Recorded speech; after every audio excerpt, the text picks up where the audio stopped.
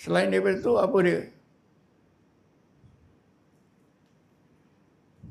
Mudah menjauhkan diri daripada maksiat. Ini pun sudah saya terangkan.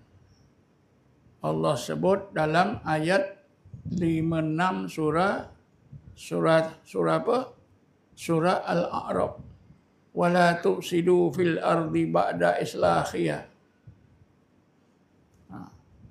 Janganlah kamu buat kerosakan di muka bumi ini sesudah Allah baiki. Ya. Maknanya jangan kita buat dosa, jangan kita buat salah sesudah Allah hidayatkan kita. Caranya macam mana? Wad'uhu khaufan wa tam'a. Dapat pula menjaga adab kepada Allah. Orang bertarekat ni memang untung.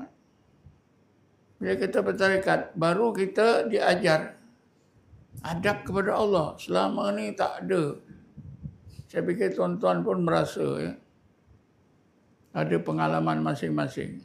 Guru-guru agama kita tak sebut pun adab kita kepada Allah. Adab sesama manusia semua dah lumat. Saya sendiri saya tak pernah dengar guru saya adab kepada Allah. Tak ada. Tak tahulah kalau saya tak dengar. Tapi saya yakin tuan-tuan pun tak dengar lah guru-guru agama, ustaz-ustaz menyebut tentang aspek adab kita orang mukmin kepada Allah. Ada tak? Ada lagi?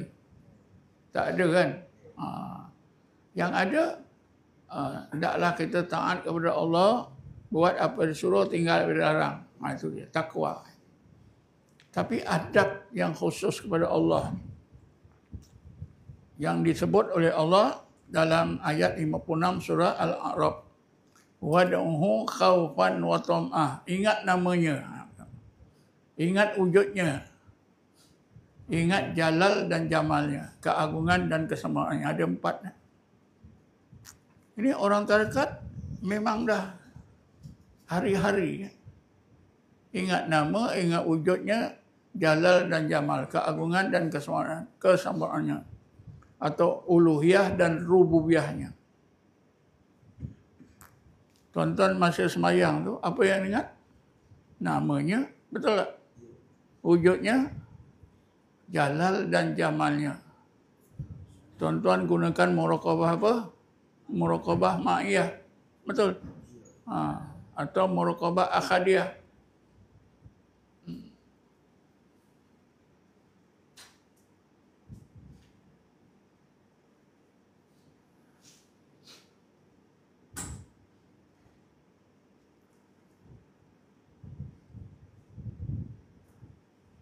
Adab kita kepada Allah ni sangat penting ya.